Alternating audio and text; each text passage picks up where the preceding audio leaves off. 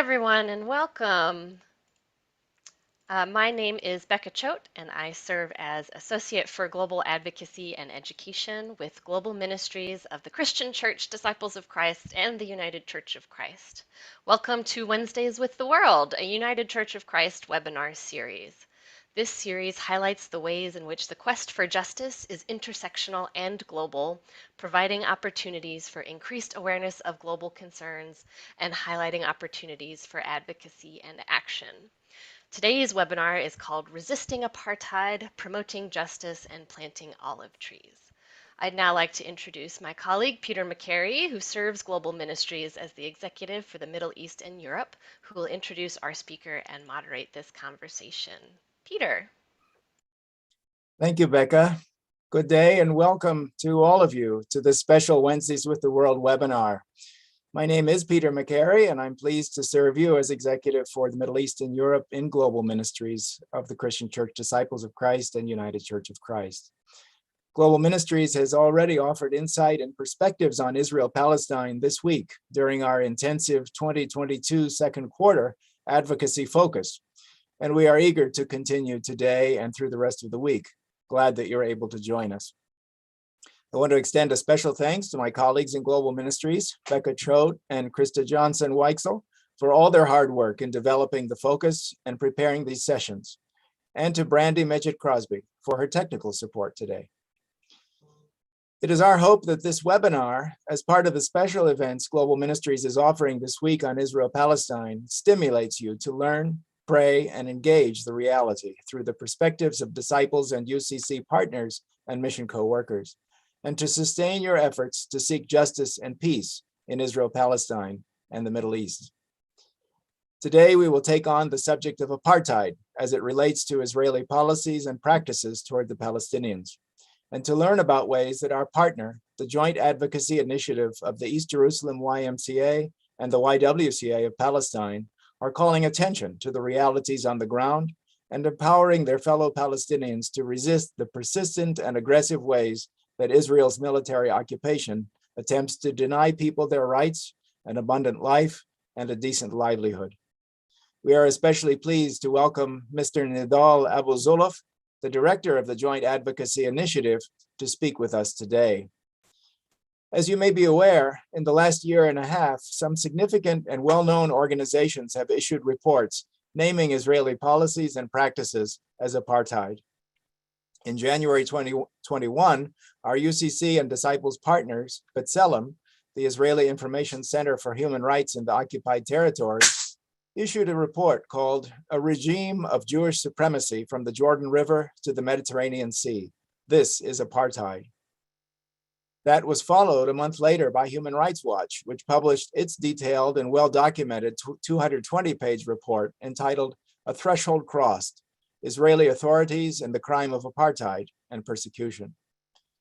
In February of this year, Amnesty International issued its own report entitled Israel's Apartheid Against the Palestinians, a 280-page report that demonstrates how Israel systematically discriminates against Palestinians. These reports were welcomed by our partners in Israel-Palestine, including the Middle East Council of Churches, Department of Service for Palestinian Refugees, Kairos Palestine, and B'Tselem. In the US, a few churches have or will soon consider policy resolutions and public witness that names Israeli policies and practices as apartheid. The UCC was the first to adopt the apartheid framework in July 2021, when its General Synod passed a resolution entitled Declaration for a Just Peace Between Palestine and Israel that stated, "We affirm that all people living in Palestine and Israel are created in the image of God, and that this bestows ultimate dignity and sacredness to all. Therefore, we reject any laws and legal procedures which are used by one race or religion or political entity to enshrine one people in a privileged legal position at the expense of another, including Israel's apartheid system of laws and legal procedures." And the Disciples' leadership issued Compelled to Witness, a pastoral letter in late February of this year that said, in part, Israeli policies and practices that discriminate against Palestinians, Christians and Muslims alike, are consistent with the international legal definition of the crime of apartheid as defined in the International Convention on the Suppression and Punishment of the Crime of Apartheid, 1973, and the Rome Statute of the International Criminal Court. Our own church's positions are informed by the realities our partners convey to us.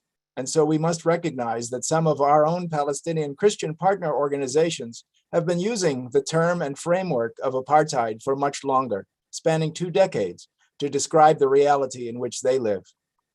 Those include the YMCA, the YWCA, and the Joint Advocacy Initiative, especially in the context of its Keep Hope Alive initiative, which we will hear about today. Here to speak with us from Bethlehem is Mr. Nidal Abu Zuluf.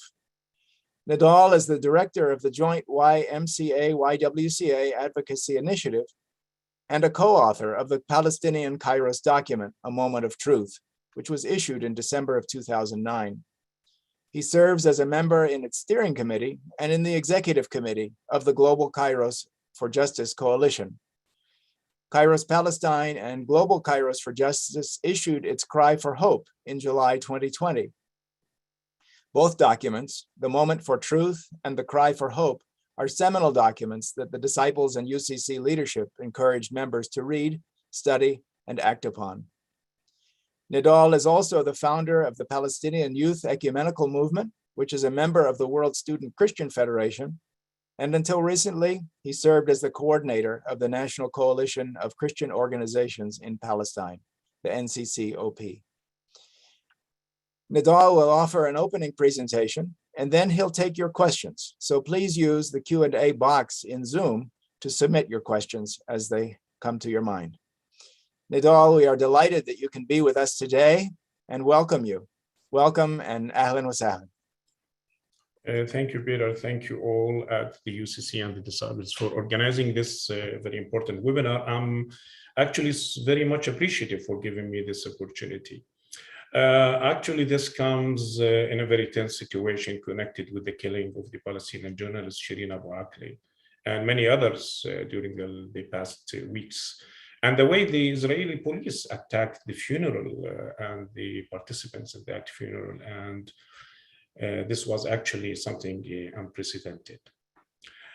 I will be talking about apartheid and some manifestations of apartheid and some reports connected with apartheid. In addition to the ones you mentioned, Peter, there are others actually connected with some UN rapporteurs and UN commissions, and also some Israeli officials who talked about apartheid. And I will also talk about the Olive Tree Campaign as one of the means by which we resist this system of oppression. Back to the topic. In June 2002, the Israeli occupation authorities decided to build the wall. They called it a wall of Hafrada in Hebrew. Hafrada in Hebrew means segregation. They used this to separate the Palestinians from the Israelis for what they called a security reason. Since then, many groups and people started to talk about an Israeli system of apartheid in development. Building that wall was illegal according to the International Court of Justice, and it was built on the Palestinian land. The wall has already left many people disconnected from their land that became de facto annexed. The crime of apartheid is defined by the 2002 Rome Statute of the International Criminal Court, as you mentioned, Peter, as inhuman acts of a character similar to other crimes against humanity committed in the context of an institutionalized regime of systematic oppression and demonization of one social group or racial group, over any other racial group or groups, and committed with the intention of maintaining that regime. In reality, under Israeli law and in practice, Jewish Israelis and Palestinians are treated differently in almost every aspect of life, including freedom of movement, housing, education, employment, and other basic human rights and needs. Dozens of Israeli laws and policies institutionalize this prevailing system of racial discrimination and domination. Segregation is carried out by implementing separate legal regimes for Jewish Israelis and Palestinians living in the same area, Jewish Israeli living in settlements are governed by Israeli civil law, while Palestinians are governed by Israeli military law. Israel carries out various acts that are prohibited by the United Nations Apartheid Conventions, like forcible transfer of Palestinians to make way for illegal settlements and transferring its people to the occupied land, preventing Palestinians from returning to their homes and lands, seizing of lands in the Area C. I think you all know that we live in A, B, C areas according to Oslo Accords, and C area is fully controlled by the Israeli military occupation. And this causes forcible displacement of people. I think you maybe heard about the decision made just 10 days ago from the Israeli High Court, calling for the evacuation of something like 20 villages in Masafir Yatta, south of Hebron, where 4,000 Palestinians will be transferred from where they live, will be disconnected from the land, will be forcibly transferred from that, so as to build Israeli settlements and firing zones for the Israeli military. And this includes the systematic deprivation of fundamental human rights of the Palestinians based on their identity, like family reunions or revoking of residency rights. We can elaborate more on this, maybe while you raise questions. Denying the Palestinians the right to freedom of movement. And I'll give the example of Hebron, H2 area in Hebron, which is fully controlled by Israel, where there are 500 settlers guarded by more than 2,000 Israelis. And this area is surrounded by more than 110 checkpoints, making life hell for the Palestinians. And this also includes murder, torture, unlawful or illegal, I would say, imprisonment and persecution of Palestinians almost on a daily basis, house demolishing, collective punishment, blah, blah, blah. It will be good here to mention some reports and mentioning of Israel apartheid. Russell Tribunal on Palestine, held in South Africa in 2011, found that the Palestinians living under colonial military rule in the occupied Palestinian territory, as well as in the Palestinian cities of Israel, are subject to a regime of apartheid due to a systematic, widespread, and institutionalized inhuman act by the Israeli authorities. The United Nations Committee on the Elimination of Racial Discrimination criticized Israel in 2012 for implementing two entirely separate legal systems and sets of institutions. John Dugard, South African law professor and United Nations Special Rapporteur, wrote a detailed study in 2013 on whether the charge of apartheid applies to Israel. Very big question. And this question was built on Richard Falk, his successor, United Nations Special Rapporteur, wrote in 2014 that Israel is guilty of racial discrimination, apartheid, and torture in a systematic oppression of the Palestinian people. Also in 2017, in March, the UN Economic and Social Commission for Western Asia, ESCWA, commissioned and published a report called Israel Practices Toward the Palestinian People and the Question of Apartheid. Again, in 2019, the current United Nations Special Rapporteur on the occupied territories, Michael Link, stated that formal annexation of part of the West Bank will only confirm a one-state reality characterized by a rigid two-tier system of legal and political rights based on ethnicity and religion. This would meet the international definition of apartheid. Also in 2020, 47 human rights experts signed, United Nations human rights experts signed a statement saying that Israel has recently promised to maintain permanent security control between the Mediterranean and the Jordan River. Thus, the morning after annexation would be a crystallization of an already unjust reality. Two people living in the same space, ruled by the same state, but with profoundly unequal rights. This is a vision of a 21st century apartheid. Another very important report, Peter and friends, written by Yesh Din, which is another Israeli human rights organization, they talked about this in September 2020, said that the continued creeping legal annexation, let alone official annexation of a particular part of the West Bank through legalization that would apply Israeli law and administration there, is an amalgamization of the regimes. This could mean strengthening the argument which already is being heard, that the crime of apartheid is not committed only in the West Bank, that Israel regime is in its entirety an apartheid regime, and that Israel is an apartheid state. And then I'll skip talking about B'Tselem, Human Rights Watch, and Amnesty, because you just talked about that, Peter. We at Kairos Palestine called Israel an apartheid state in a statement made in 2015. The NCCOP, the National Coalition of Christian Organizations, did so in its open letter to the World Council of Churches and the Ecumenical Movement in June 2017. The Global Kairos for Justice Coalition reaffirmed this in its Cry for Hope document issued in July 2020, asking the Ecumenical Movement to recognize Israel as an apartheid state. Of course, you mentioned the resolution or the declaration for the just peace between Israel and Israel resolution or declaration made by the UCC Synod, in July 2021. I would here mention also some of the Israeli governmental officials who mentioned something about apartheid. Rovin Rivlin, which is the president of Israel until 2021, was quoted in an Israeli press on the 12th of February 2017, saying that Israel, in newly passed regularization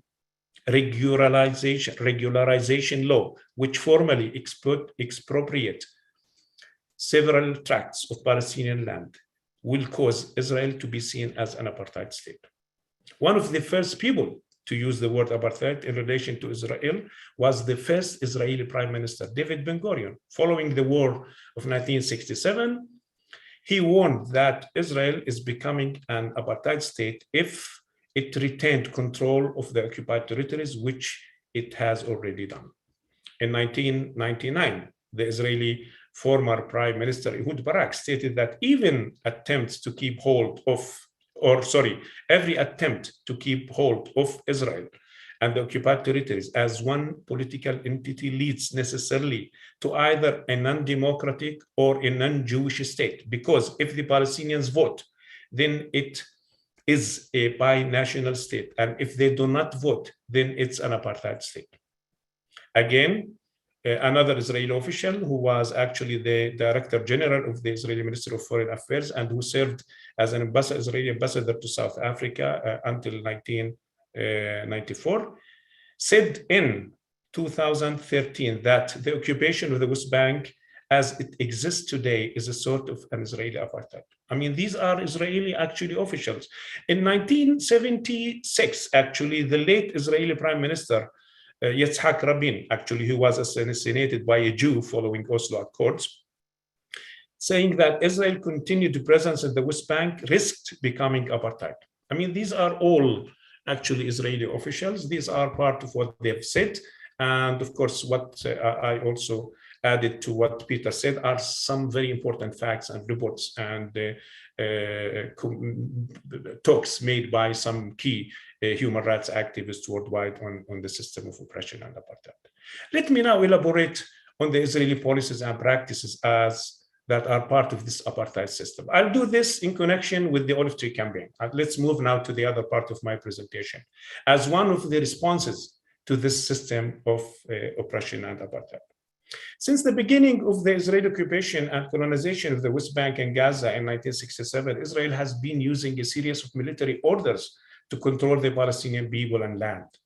They used laws from the Turkish rule before even 1917. And also they used the emergency laws imposed by the British Mandate on Palestine in 1945. But they also developed their own military orders whenever they needed to achieve the purpose of full control of people and land. In the occupied Palestinian territories, one can say that every single issue is controlled by a military order including the basic services and needs of human beings. Throughout the years, and here I'll talk about the olive tree. Throughout the years of occupation, hundreds of thousands of olive trees have been systematically targeted by Israel. Since the year 2002, when they started to build the segregation wall, or what we call it now, apartheid wall, more than 800,000 olive trees have been uprooted and destroyed by Israel. The purpose of this was to build the apartheid wall, to build more settlements and bypass roads, linking settlements together and settlements to Israel. And this led to forcibly displace many Palestinian families and seize more Palestinian land. The direct action of the Israeli military occupation against the very presence of the Palestinian farmers are added to several procedures taken by the Israeli military administration. They call it civil administration, actually. Such policy prevents the Palestinian farmers from building shelters on their private land or digging water systems to collect rainwater for agricultural purposes, or from opening roads to the farmlands unless they get permits by the Israeli military, and such permits are impossible to obtain. Also, Israel continues its policies of reappropriating the land in the occupied Palestinian territories, which practically means confiscating more Palestinian private property for security reasons, or for military use, or for agricultural purposes, for their nature departments, blah, blah, blah. Later, the land is usually moved to be used by the Israeli settlers to build more settlement units. These Israeli measures mainly happens in what's so-called Area C, as I mentioned, as classified by Oslo Accords. This area makes some 62% of the land in the occupied territories. Area C is under the full Israeli security and civil control. In this area, there are severe violations of international law and mainly international humanitarian law connected with the issue of the land that can be easily observed. Let me mention some of the facts about how Israel deals with Area C. In 99% of the cases, the Palestinians cannot have building permits for any structure in their own private land. So living in these areas for Palestinians is quite difficult, and looks impossible. There is no access to water or power or any of the other basic services in the Area C. Building water wells, for instance, and even collecting rainwater in a concrete structure, for whatever reason, is prohibited. Any of such constructions are considered illegal by the Israeli military authorities and will be necessarily demolished. It's impossible to build agricultural roads or rehabilitate existing ones. So reaching to the land for cultivation is very difficult and expensive. The land close to Israeli colonies or settlements and its owners are regularly attacked by Israeli settlers during the agricultural activities.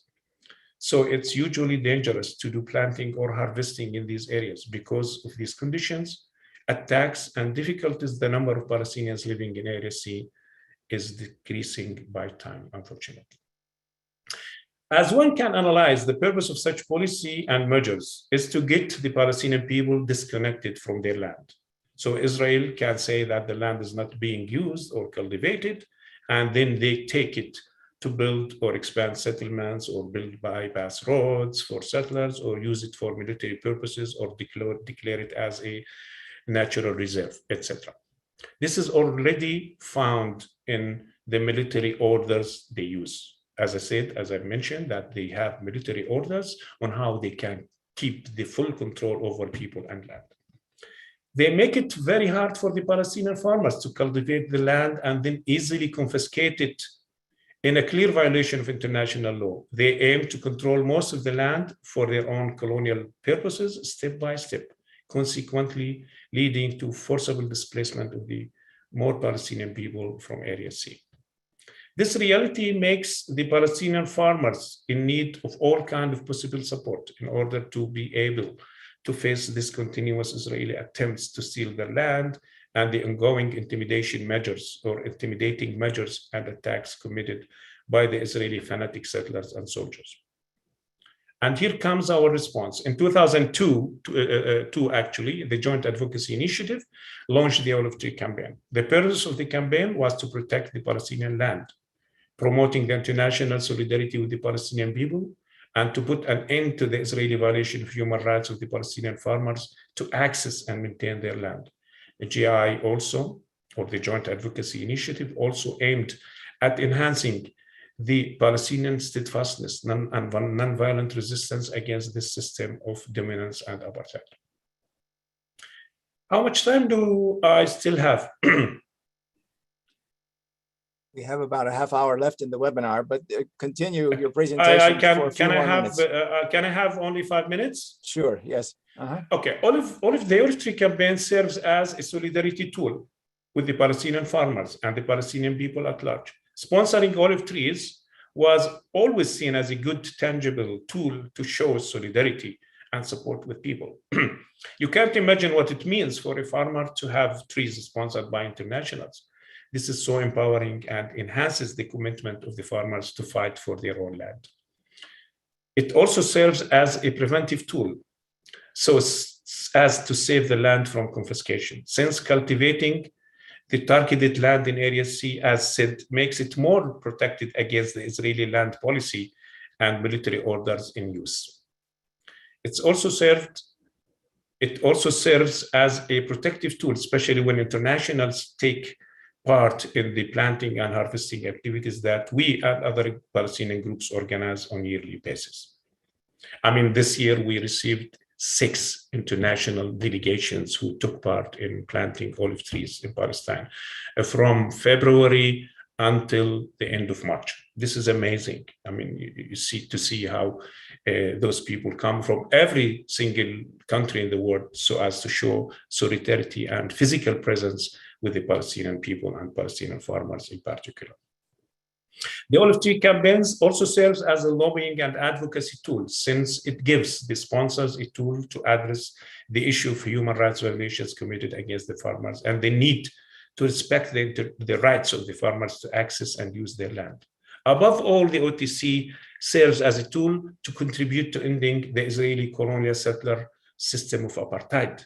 Sponsors and partner organizations do lobby the policymakers, seeking the respect of the international law and the need to hold Israel accountable to its obligations under international law.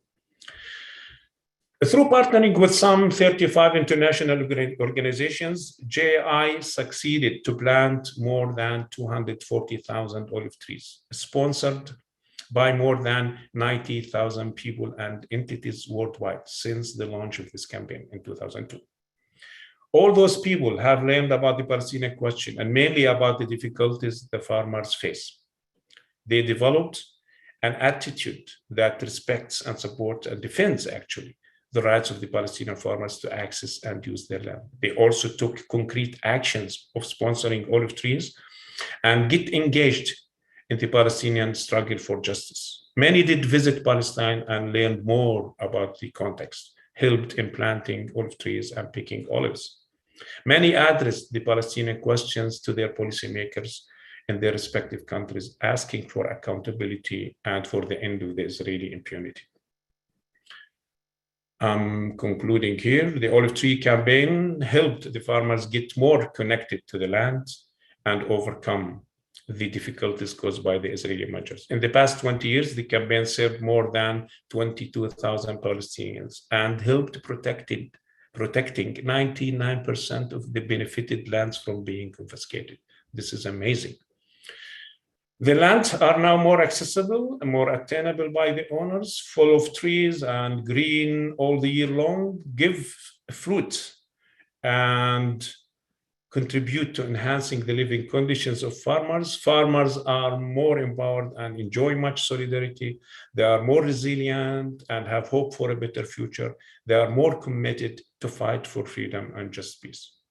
As said, the campaign helps to respond to this system of apartheid by promoting the international solidarity movement with the Palestinian people and enhancing the engagement of thousands of people and entities to advocate for an end of the system of oppression and promote freedom and just peace for the Palestinians. We believe the campaign has contributed to make this a bigger possibility. The Israeli authorities destroy olive trees as a tool of control and dominance, and we plant olive trees as a tool of resistance to the system of oppression. Thank you. Thank you very much, Nidal. That's a broad and very helpful presentation on the realities of apartheid, the many voices around the world and from Palestine that have named the reality as apartheid, and also for sharing the inspiring program that the Joint Advocacy Initiative has undertaken for these 20 years. Global Ministries of the UCC and Disciples is a proud partner of the Joint Advocacy Initiative, and Becca has put in the chat a link so that our audience can see how to participate and perhaps sponsor a tree and support a farmer in that way.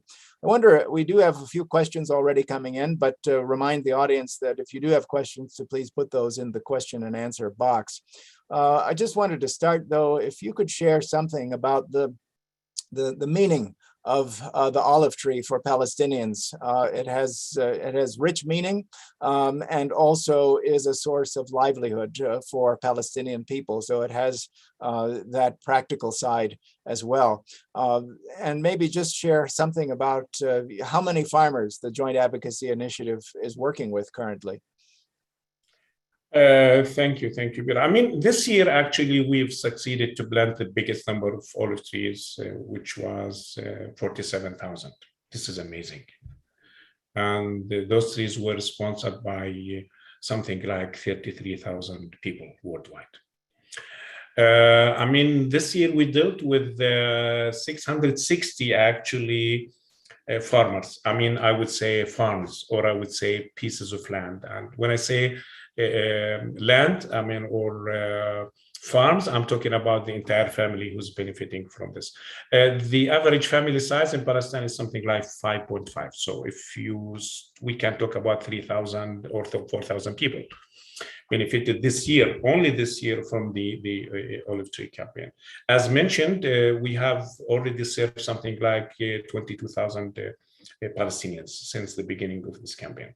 The olive tree is very, very beautiful tree. I mean, the olive tree, first of all, it's a holy tree. I mean, and it's a tree that people are proud of planting and having, because it gives living all the years long, and it survives and lives longer than any other tree in Palestine. I mean, we have trees in Palestine whose age is more than 5,000 years.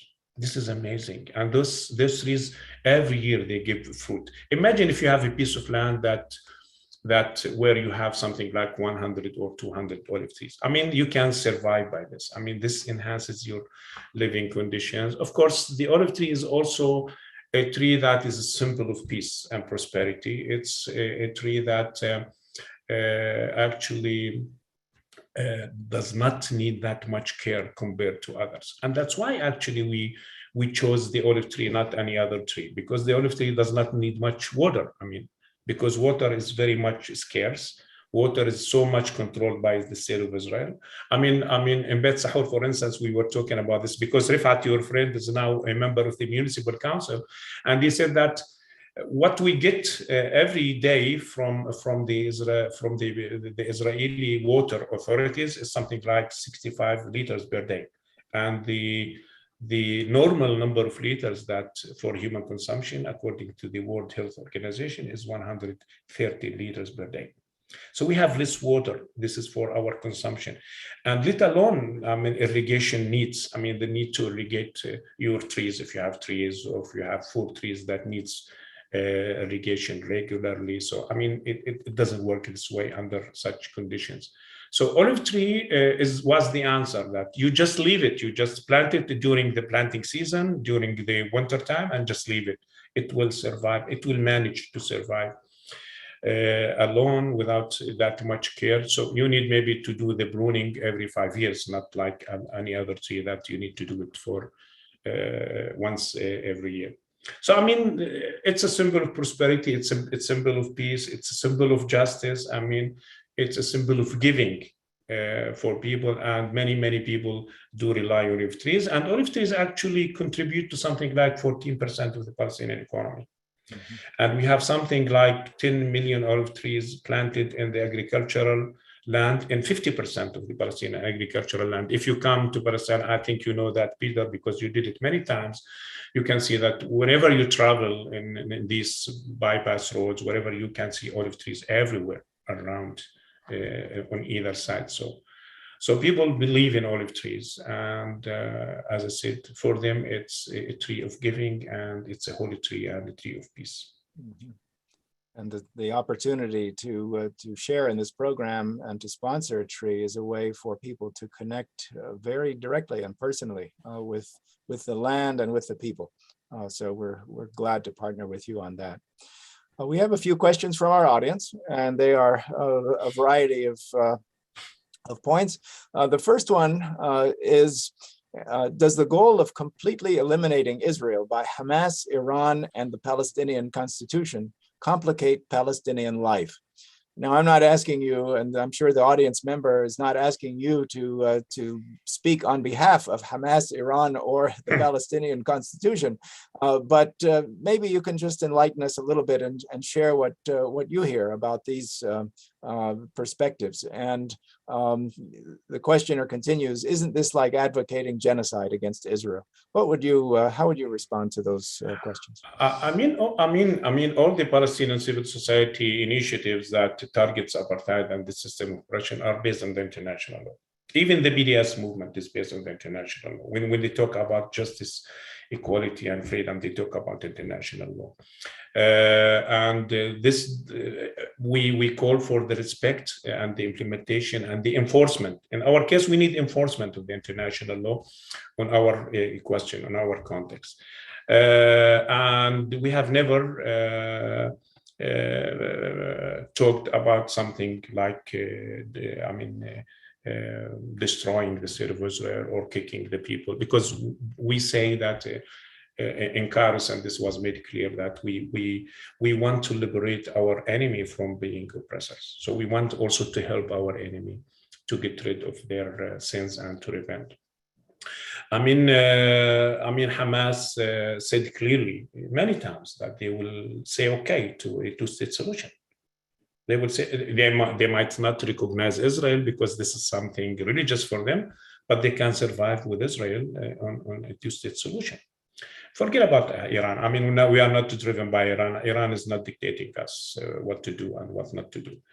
We are here living in a very bad, serious condition, and I think the only solution for this is ending the impunity of Israel, holding Israel accountable to its obligations, and also the entire world community, because we believe that many countries are still complicit, directly or indirectly, in our oppression. We need to end this, and we need to exercise our rights that are articulated in the international law, in the many UN resolutions. So this is the fundamental or the basis of the just peace that we are asking for.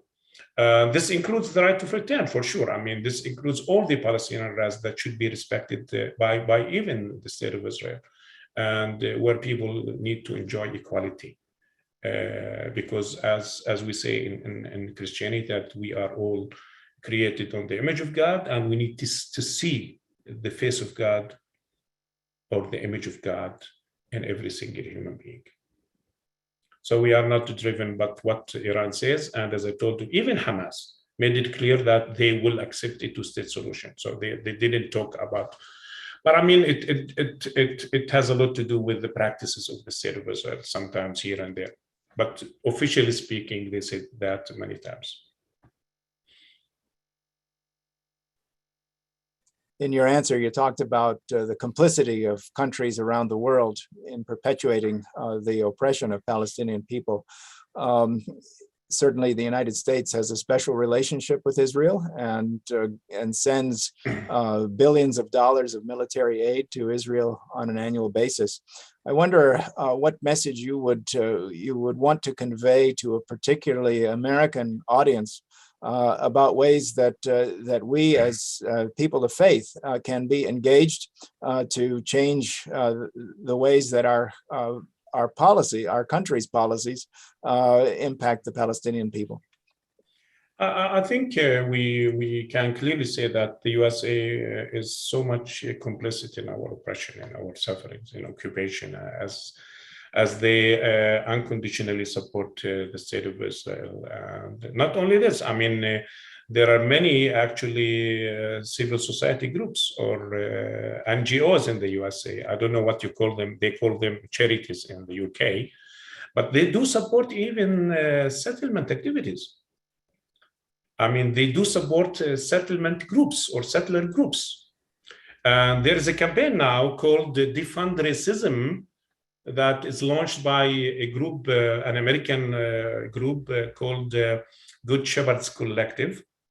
My daughter is part of this actually group, and they are doing good work in New York, targeting the IRS system, targeting the companies or organizations who support the settlement or settlers groups in a violation of the American law itself, because I mean those shouldn't be to support political activities.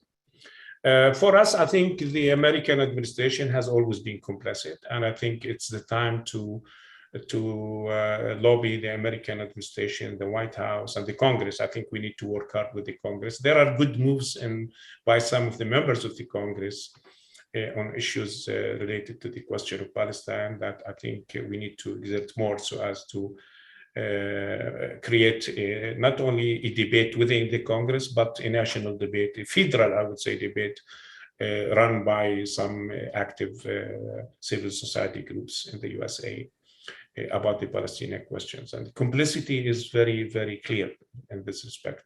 I mean, despite of the fact that they talk about peace, they talk about freedom, they talk about security, everybody talks about this, but everybody is complicit, unfortunately, when it comes to what's called the world community, I mean, which is mainly made of governments.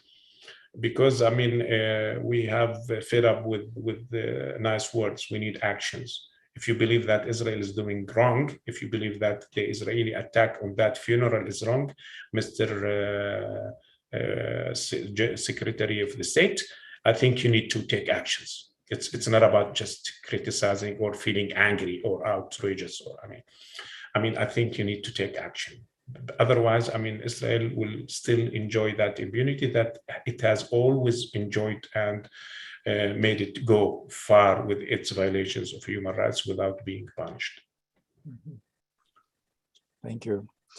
A question comes about organizations that promote solidarity between Palestinians and Israelis, and what roles do they play in promoting peace in Israel-Palestine? One example might be Combatants for Peace.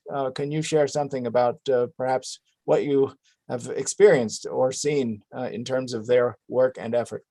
I mean, we think that it's very important that those groups are there. They are very small groups, not that influential, unfortunately. But I mean, every single group of people who respects the rights of the Palestinian people to justice, freedom, and equality is respected. We still have a problem with Competence for Peace, actually. I mean, we do have a problem. We work more closely with the BDS from within, for instance. We work closely with the Women's Coalition for Peace in Israel. We work closely with also Zochrot in Israel and the human rights organizations. But there are organizations who are still hesitant to respect the entire rights of the Palestinian people as articulated by the United Nations Security Council or General Assembly resolutions. So I think, I mean, all those, they do good work, but I think they need to go further with their courage to declare that we do respect the entire Palestinian rights, all the rights of the Palestinian people, including the right of return. Because, I mean, we have almost half of the Palestinian people are refugees living in very miserable conditions, and they have the right to return and to reparation.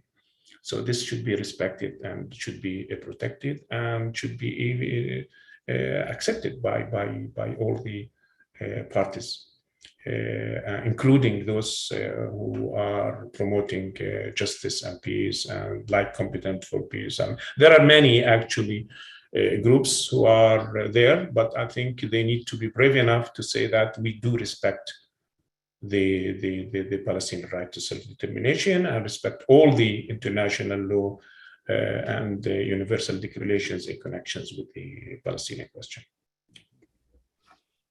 Another question comes in from an audience member, and this relates to solidarity from Palestine and beyond. What have you found to be most compelling for ordinary Black folk in the United States who are not active in left politics to actively embrace solidarity?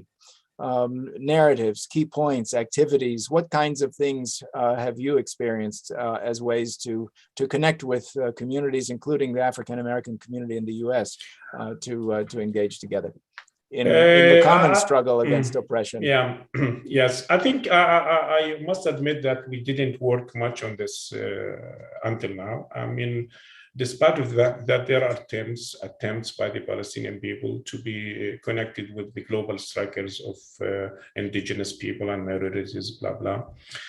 We were so much in support of Black Lives Matter. We were so much in support of the Dalit in India. We were so much support of the struggle of the people of Sri Lanka and Myanmar and in the people of actually Korea, calling for the reunification of the peninsula.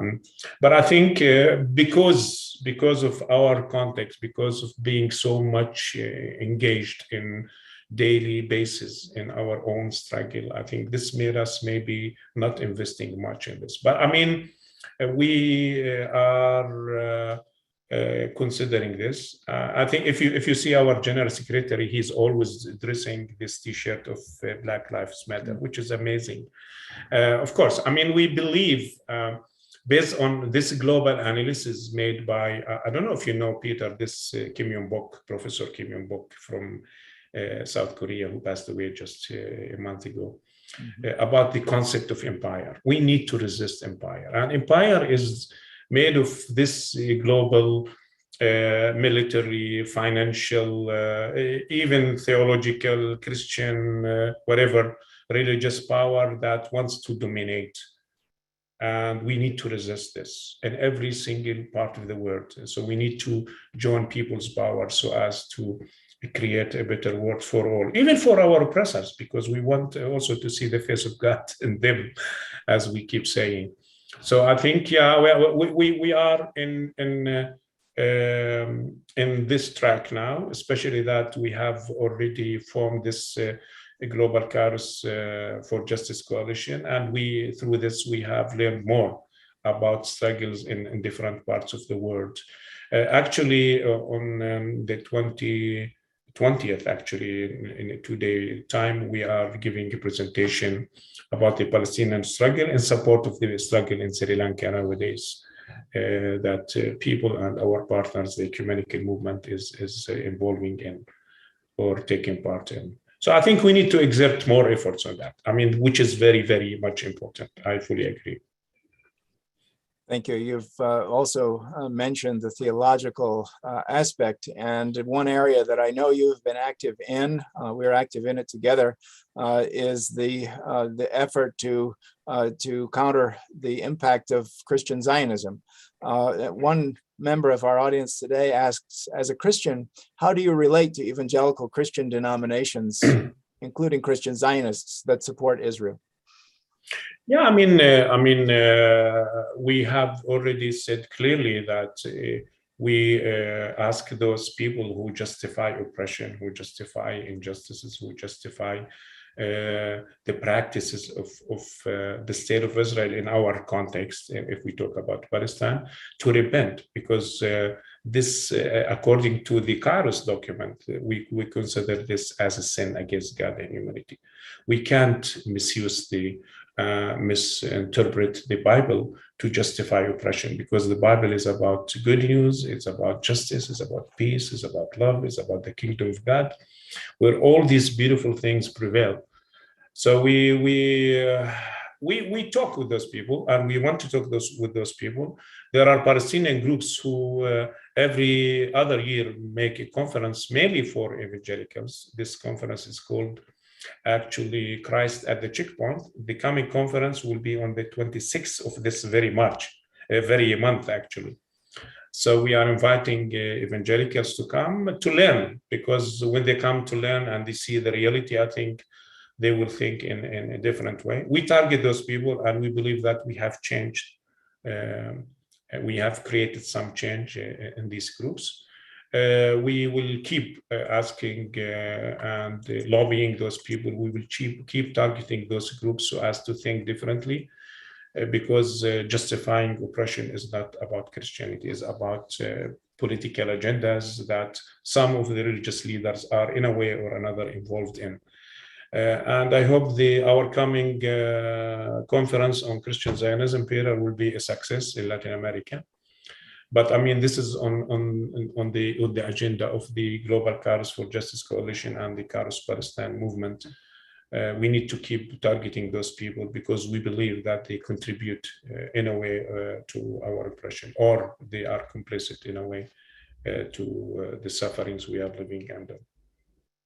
You're referring to a conference that is being planned. In Chile, to bring together Palestinians and members in the Latin America community to lift up the reality of Christian Zionism and to think together about how to counter it in that context. Another exciting way of solidarity across borders. Another question. Do you find hope in the rising number of Jewish people in the US and Canada who are speaking up for respect and support for Palestinians based on fundamental Jewish commitment to respect and caring for other people?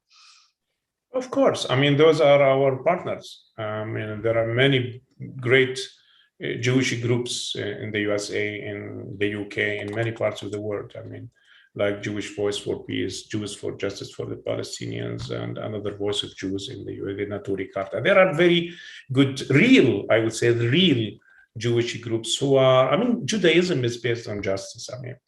And those people know exactly what is the meaning of justice. And we have actually participated jointly in many conferences. I personally actually hosted once Eliza Weiss from Jewish Voice for Peace in one of the Caros Palestine conferences. We are working closely with those people, and hopefully we will also promote our engagement and partnership with them. They are our real partners, and they can show exactly what it means to be a real Jew in a context of oppression. So I think we need them, they need us, and we need maybe to develop and work more on how to get together to join forces, as you said in the film we started with. Together we are stronger and we can make a change. So everyone, whether he's a Jew, Muslim, Christian, Buddhist, Hindus, whoever, working for justice is our ally. We need to come together to face this empire and create a better world for every single human being. Just a couple more questions. One relates to the state of negotiations between Israel and the Palestinians, asking, since a peace treaty has never been signed between Palestine and Israel, doesn't a state of war exist at this time? Maybe you can comment on the Oslo agreements of the early 90s, what has become of those, and the reality of continuing military occupation. I mean, most of the Palestinian people think that Oslo agreements was like a kind of a trap for the Palestinian people. And there was no real intention that this ends with a real political settlement. Now the Palestinian people are living in less than 9% of historic Palestine, which was all ours before the creation of the State of Israel. It was supposed, according to Oslo, that the Palestinian people will live in an independent state by the year 1998. Now, as I told you, we are living in, I would say, something like the Bantustones and townships. You know, Peter, if you go to Beit Jala and look at Bethlehem area, the way people live, we are squeezed in a very small area. Most of the Palestinians in Bethlehem area are living in very small town or complex. They can't go further because further is Area C, which is fully controlled by settler regional councils or by the Israeli army. Oslo was like a trap. We think there was no intention that Oslo will be the basis for a permanent political settlement. Oslo was not based clearly on the respect of human rights and international law. What we are living under now is very bad political security situation. The Palestinian Authority is fully corrupt. The Palestinian Authority is powerless. They can do nothing.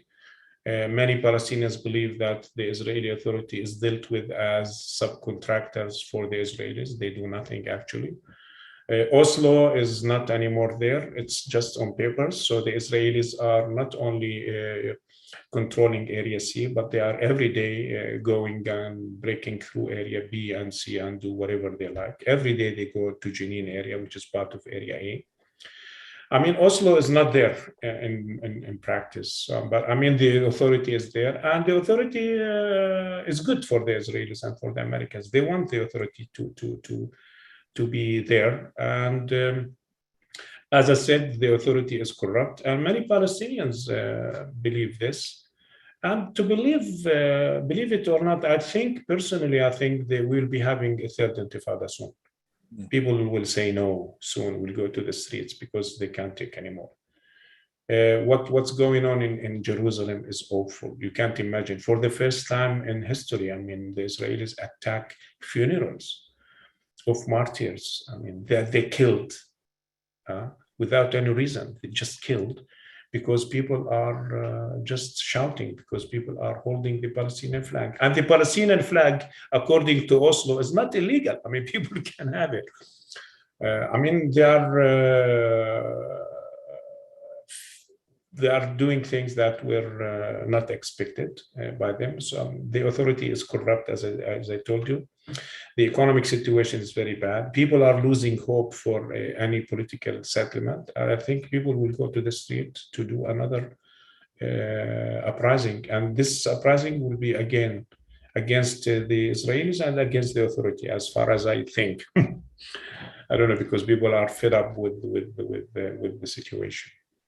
And one area that has never been adequately addressed is the right of refugees. And that's an area that the Joint Advocacy Initiative through the YW and the YMCAs have been strongly engaged in supporting their rights, and is an area that the United Church of Christ and the Christian Church Disciples of Christ also are engaged deeply through our partnerships. We want to thank you, Nidal, for your time today and for the opportunity we've had to hear from you, to learn about the reality on the ground, and to learn about ways that Palestinians, including our partners, are resisting the reality of apartheid, and ways that we can engage with them. We are grateful for your witness and your ministry, and appreciate your time with us today. We're also grateful to our audience for your participation today. There will be continuing events the rest of this week in our special advocacy focus. And one action that people can take is the Third Thursday alert, which has been posted on our website and is available in the chat. And that focuses on calling for an unbiased investigation into the circumstances surrounding the killing of Shireen Abu Akleh, the Palestinian American journalist who was killed last week. So thank you very much, Nidal, and I want to turn it back over to Becca to wrap us up. Yes, thank Thank you, you. Peter. Thank you, Nidal. Thank you for everyone who's joined us. I just want to invite you all to join us in 2 weeks for our next Wednesday with the World webinar. It's a World Refugee Day ecumenical worship service with partners from the Presbyterian Church USA, the Disciples, the UCC, and the Mennonite Central Committee. So I've put the link to register in the chat, and we invite you to join us on Wednesday, June 1st at 2 p.m. Eastern. And then Global Ministries in the month of August is doing a virtual 5K to focusing on climate justice. And we will be highlighting the olive tree planting program that Nidal has talked about as part of that. So we encourage you all to join us in August doing a virtual 5K. Thank you all. It was good to be with you. Thank you for giving me this opportunity. Yes, thank you so much. Siblings in Christ, if this conversation has moved you, if what's been offered here has helped enhance your ministry or your soul, please consider donating towards the annual fund of the United Church of Christ by texting UCC to 41444. Your support will help programs like this in the essential work of the United Church of Christ. Thank you for your support. Be blessed as you continue your day. Know that you are not alone, and we are holding you in prayer. Amen.